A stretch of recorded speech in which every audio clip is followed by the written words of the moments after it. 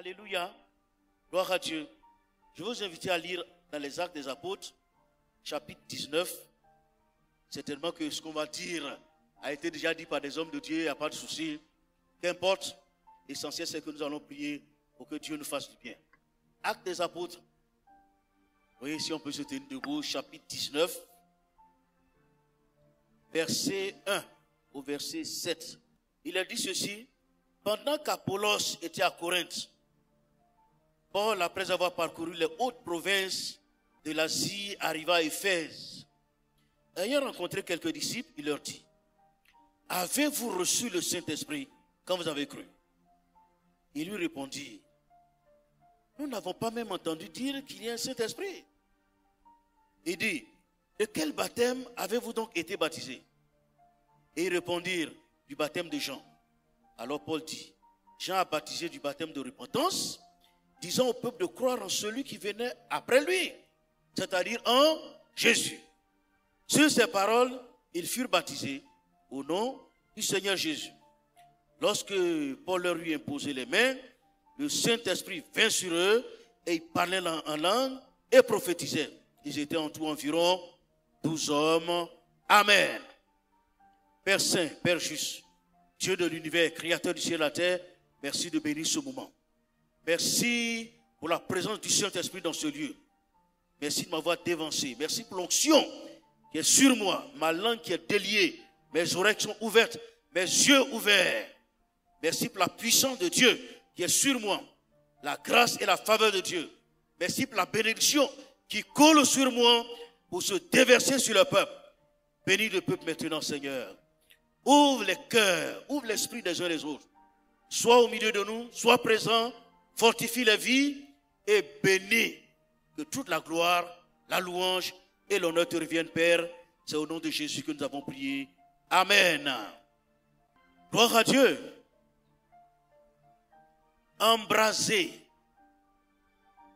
par le feu du Saint-Esprit pour de grandes œuvres.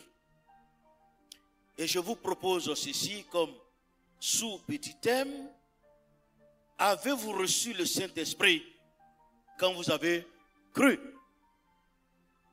Avez-vous reçu l'Esprit de Dieu quand vous avez cru?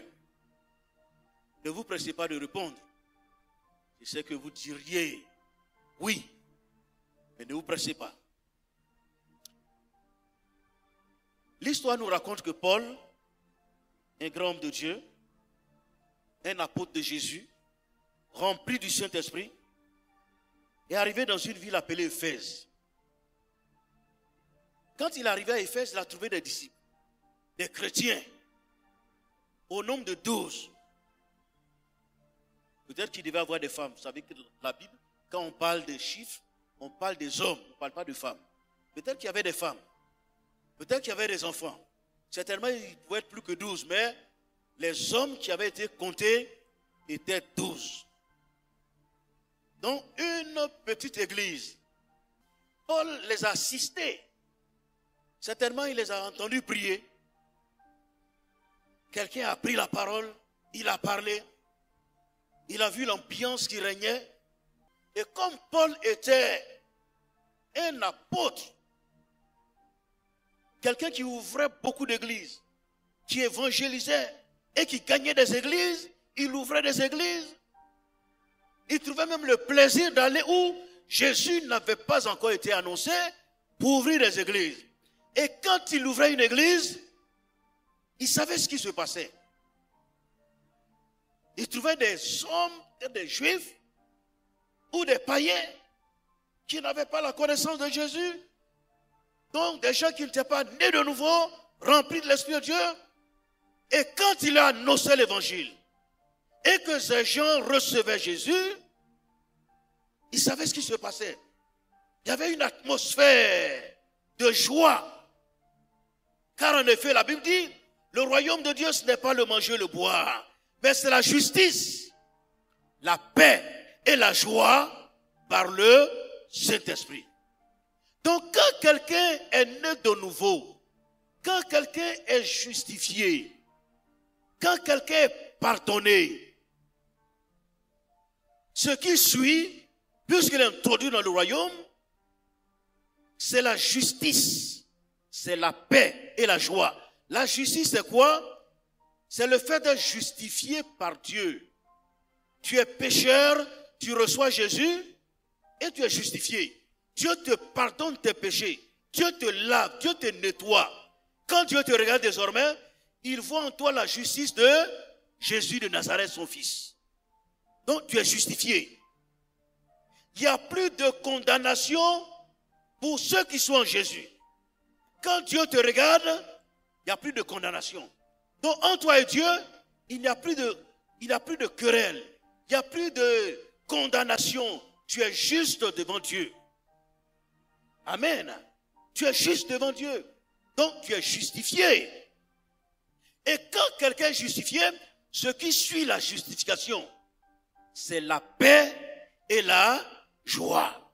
Quand quelqu'un est né de nouveau, quand quelqu'un reçoit Jésus, il reçoit la paix, une paix profonde qui le caractérise, une paix que rien ne peut étouffer, aucun problème, aucun souci, aucune difficulté. La paix, et cela est suivi par une joie immense. Je pense que si vous avez connu Jésus, si vous avez expérimenté le salut, vous savez certainement ce que je suis en train de dire. Vous avez connu cette justice, cette paix et cette joie. Amen. Gloire à Dieu. Donc, quand on est justifié, quand on a la paix et on a la joie, on est heureux. Et l'atmosphère change. On est rempli de zèle, on est rempli de foi, on est rempli d'amour, on est rempli de puissance et d'autorité. On ne craint plus. Donc notre manière de nous comporter change. Notre manière d'agir change. Et ici, Paul va et il trouve donc des chrétiens dans une ville. Éphèse à l'époque était une grande ville, une ville portuaire. Une grande ville, une ville portuaire.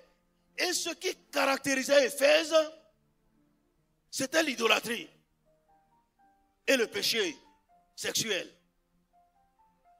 L'idolâtrie, pourquoi? Ils avaient une déesse qu'on appelait Diane. Diane, la déesse d'Éphèse, qui était vénérée dans toute l'Asie, mais principalement à Éphèse. C'est à Éphèse que son simulacre, disait-il, était tombé du ciel. Donc, les gens vénéraient Diane, la déesse des Éphésiens. Elle était hautement estimée, hautement honorée. Son culte remplissait Éphèse.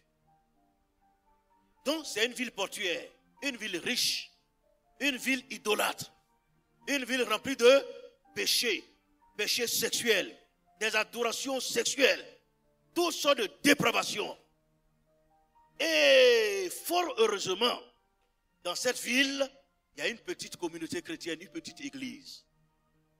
En effet, l'église d'Éphèse, si elle était embrasée par le feu, cette église devait faire quoi? Elle devait influencer la ville d'Éphèse. Elle devait tellement influencer Éphèse que certainement, ça allait freiner l'adoration de Diane. Malheureusement, l'adoration de Diane était amplifiée. Et les chrétiens qui étaient à l'époque, les chrétiens étaient noyés. On ne savait même pas qu'il y avait une église. Et quand Paul arrive et qu'il trouve cette petite église qui lui donne l'espoir, il assiste à leur culte. C'est un culte foi. Un culte foi. Un culte timide, tiède. Aucun zèle, aucune influence. Le dirigeant était tellement froid que Paul, qui avait l'habitude d'ouvrir des églises et qui savait ce qui se passait quand une église était ouverte, quand Paul l'a regardé, Paul était déçu. Un dirigeant froid. Bon, je n'ai pas pu arriver à temps pour voir le dirigeant ici, mais je l'entendais depuis la salle. En tout cas, j'ai vu qu'il était en train de bombarder. Donc certainement l'église, elle est différente de l'église d'Éphèse. Hein? Mais le dirigeant de l'église d'Éphèse, il était froid.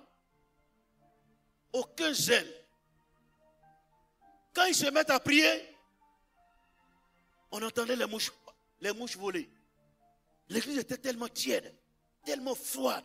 Aucune influence sur la grande vie d'Éphèse.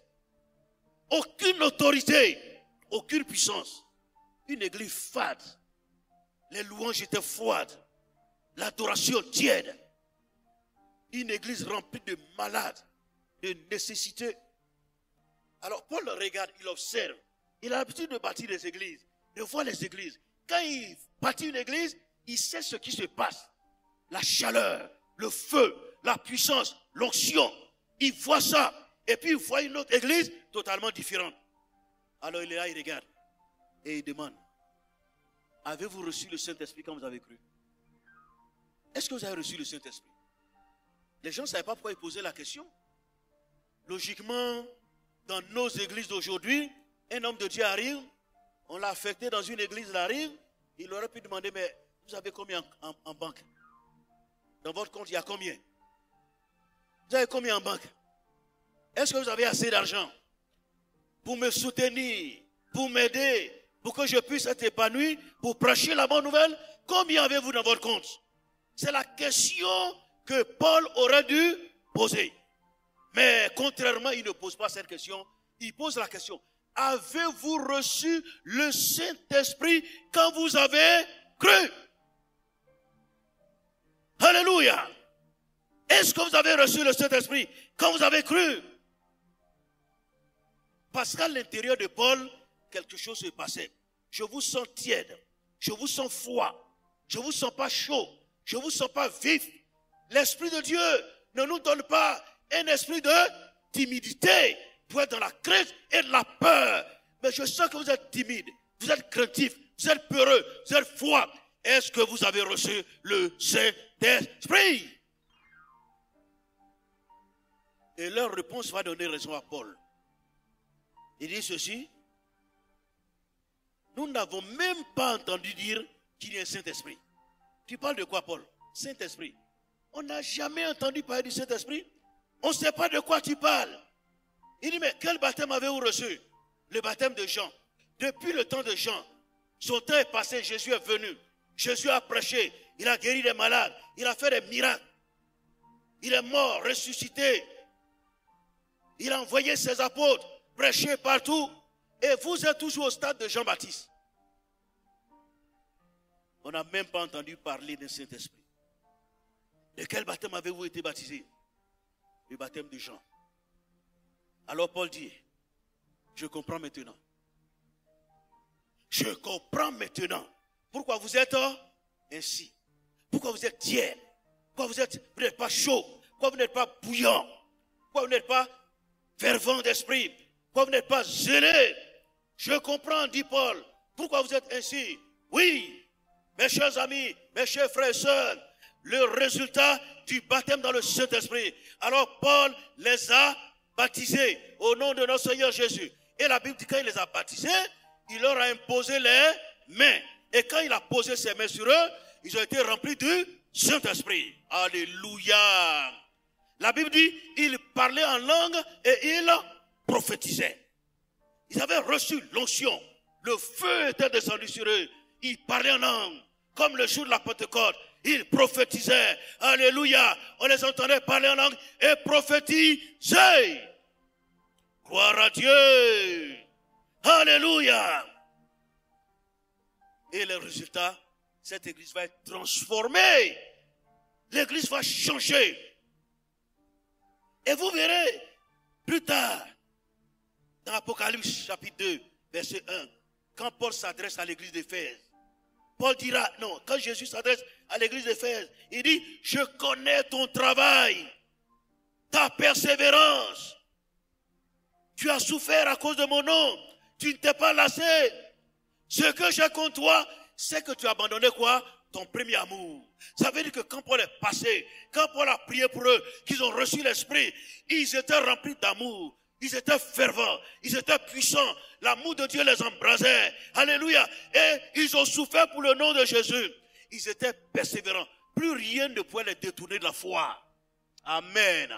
Alléluia. Ils étaient vivants, ils étaient puissants, remplis d'onction et remplis d'autorité. Quel est l'objectif qu'on veut atteindre? Que vous soyez remplis du Saint-Esprit, de la puissance de Dieu.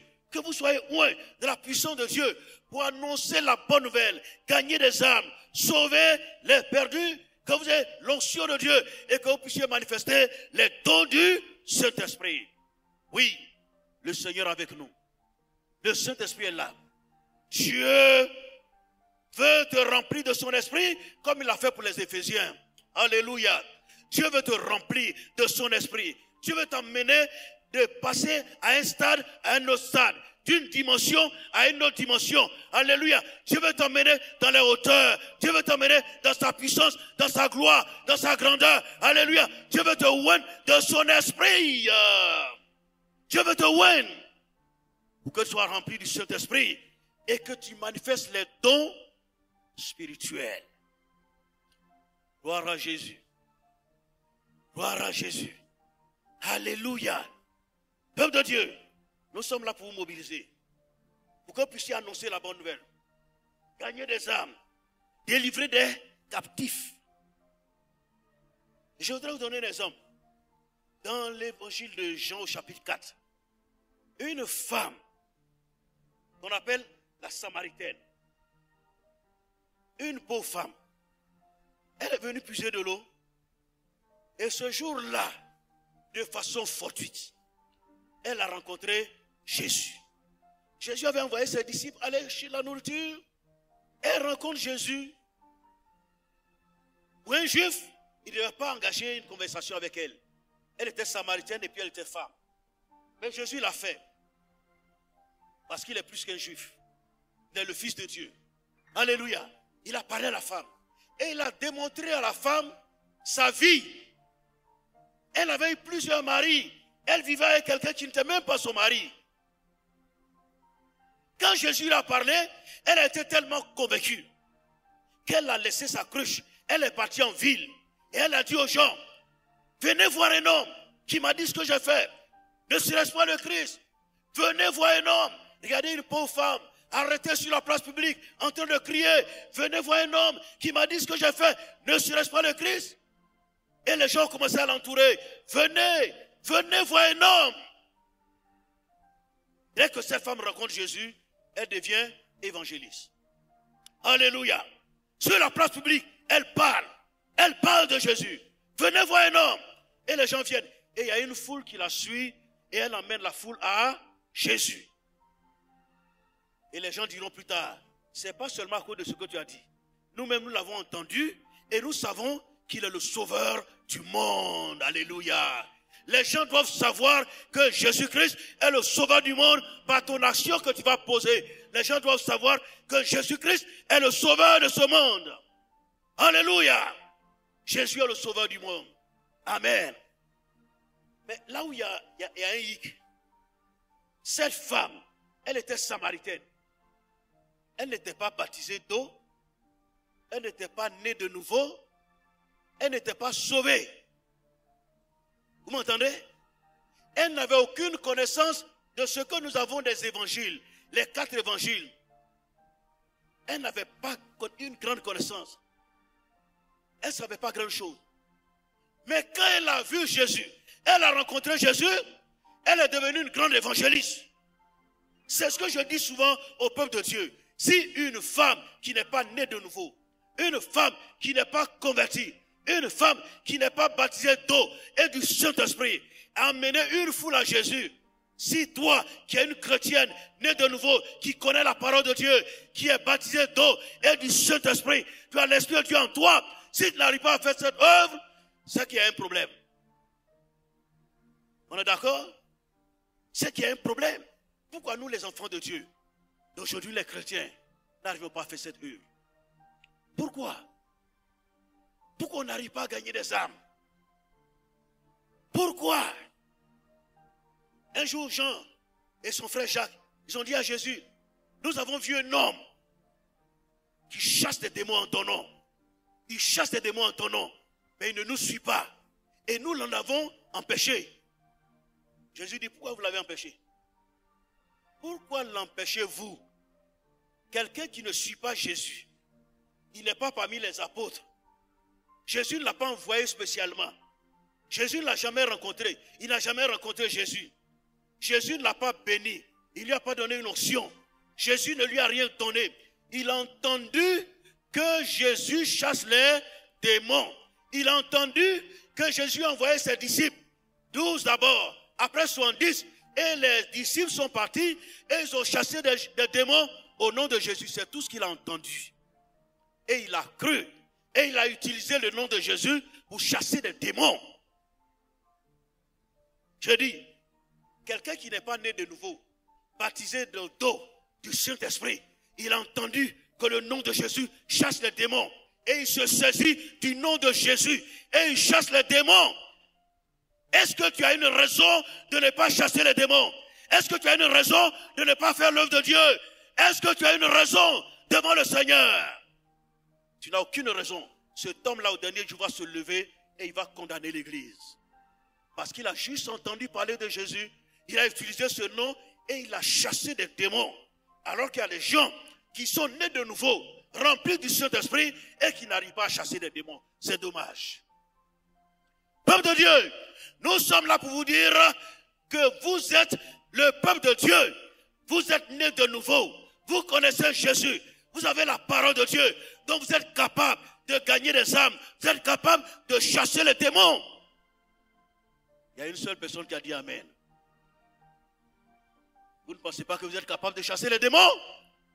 Le pouvoir vous a été donné. Jésus dit, voici, je vous donne le pouvoir de chasser les démons. Voici les miracles qui accompagneront ceux qui auront cru. En mon nom, ils chasseront les démons. Ils parleront de nouvelles langues. Ils saisiront des serpents. Même s'ils boivent quelques breuvages mortels, ça ne leur fera pas de mal.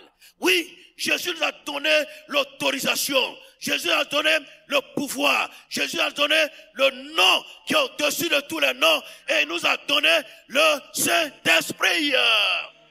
Alléluia. Nous avons le pouvoir de chasser les démons, de guérir les malades, de libérer les captifs, de prophétiser et d'exprimer la gloire de Dieu. Nous avons ce pouvoir, cette autorité. Si la Samaritaine l'a fait, si un homme qui était dans la rue l'a fait, il n'y a pas de raison que le peuple de Dieu ne puisse pas le faire. Dieu veut que le peuple de Dieu se lève. Amen. Avez-vous reçu le Saint-Esprit quand vous avez cru? Si Paul arrivait ici aujourd'hui et qu'il posait la question à cette petite communauté, avez-vous reçu le Saint-Esprit quand vous avez cru? Qui pourrait lever la main? Qui? Je vois, qui pourrait lever la main? Avez-vous reçu le Saint-Esprit quand vous avez cru? Qui pourrait lever la main? Tu pourrais lever la main? Et quelle raison donnerais-tu à Paul? Qu'est-ce que tu donnerais comme raison? Tu es baptisé du Saint-Esprit, où sont tes œuvres? Où est le fruit? Où sont tes œuvres? Où sont tes œuvres? Où sont les démons que tu chasses? Où sont les prophéties? Où est le parler en langue? Où sont les révélations? Où sont les visions? Où sont les songes? Où est la gloire de Dieu? Où sont les âmes que tu gagnes? Où sont les âmes que tu délivres? Où est la puissance de Dieu? Où sont tes œuvres? Tes œuvres après avoir été baptisé du Saint-Esprit. Où sont tes œuvres? Peuple de Dieu, le Seigneur veut nous emmener dans les hauteurs, dans la gloire, dans la puissance. Il est mort et il est ressuscité. Et il nous a envoyé le Saint-Esprit pour que nous soyons loin et que l'impossible devienne possible. Dieu veut que l'impossible devienne possible avec son peuple. Jésus dit, si vous saluez seulement ceux que vous connaissez, que faites-vous d'extraordinaire? Si vous saluez seulement ceux que vous connaissez, vous faites quoi d'extraordinaire? Quoi? Ça veut dire quoi? Ce que Jésus attend de son peuple, Jésus attend quoi? L'extraordinaire. Pas un peuple ordinaire, un peuple naturel, un peuple qui marche comme les hommes de ce monde, mais un peuple, lorsqu'il parle, la gloire de Dieu descend. Lorsqu'il touche, le Saint-Esprit se manifeste. Tu attends un peuple extraordinaire. Et c'est ce que Dieu veut de son peuple. Amen. Si tu as reçu le Saint-Esprit, tu dois être extraordinaire. Si tu as été rempli de la puissance de Dieu, tu dois être extraordinaire. Tu ne dois pas être tiède. Tu ne dois pas être fade. Tu dois être rempli de puissance, d'onction, d'autorité. Tu dois chasser les démons. Au nom de Jésus, tu dois être fervent d'esprit. La gloire de Dieu doit être sur toi. L'autorité, le pouvoir et la puissance de Dieu doivent être sur toi. Parce que Dieu t'a choisi. Dieu t'a choisi. Dieu t'a choisi. Alléluia. Dieu t'a choisi pour faire éclater sa gloire. Alors, peuple de Dieu, comme c'est le soir, on ne va pas être long aujourd'hui. On va manifester la puissance de Dieu. On va manifester la puissance de Dieu. De la même manière que Paul a imposé les mains aux Éphésiens et ils ont été remplis du Saint-Esprit et ils ont commencé à prophétiser. On va faire les mêmes choses ce soir. On va demander au Saint-Esprit de nous remplir, de nous oindre et que les dons spirituels puissent se manifester à travers nous. Alléluia. Dieu n'a pas changé. Jésus-Christ est le même hier, aujourd'hui et éternellement. En lui, il n'y a aucune ombre de variation. Il ne change pas. Si tu crois en lui, tu verras la gloire de Dieu. Alléluia. Si tu crois en Jésus, tu verras la gloire de Dieu. Avez-vous reçu l'Esprit quand vous avez cru? Quand les Éphésiens ont cru, ils ont bouleversé la ville. Un peu plus tard, Paul va annoncer l'évangile à Éphèse. Et il va dire aux gens, les dieux faits de main d'homme ne sont pas des dieux. Il y a un seul Dieu. Alléluia. Jésus de Nazareth, le Christ. Et il va bouleverser l'industrie d'Éphèse. Il va bouleverser l'industrie. Et les gens vont se lever contre Paul pour dire cet homme qui a bouleversé toute l'Asie, il est venu ici. Paul a bouleversé l'Asie avec l'onction du Saint-Esprit, la puissance de Dieu, l'autorité de Dieu. Toi aussi, tu peux bouleverser ce quartier. Alléluia. Tu peux bouleverser ce quartier. Et Dieu attend que tu le fasses. Dieu attend que tu le fasses. Dieu attend que tu le fasses. Dieu veut te oindre, te remplir de puissance, de feu. Amen. Amen. Pour que désormais, quand tu diras j'ai été baptisé du Saint-Esprit, on voit le fruit et on voit les œuvres. Dieu veut te oindre. Dieu veut te remplir de feu. L'esprit que Dieu nous donne, ce n'est pas un esprit de timidité qui nous donne la crainte. C'est un esprit de force par lequel nous appelons Dieu Père. Alléluia. Un esprit de gloire, de force, un esprit d'autorité, de délivrance et de liberté. Un esprit de guérison, de miracle et de foi. L'esprit de Dieu nous rend hardis. Il rend nous fervents. Il nous rend forts.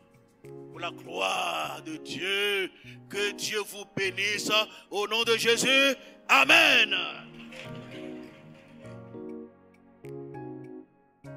Merci d'avoir été avec nous aujourd'hui. Si ce message vous a encouragé et fait du bien, n'hésitez pas à le partager autour de vous. On se retrouve très bientôt pour un nouveau moment autour de la parole. Restez connectés, restez bénis.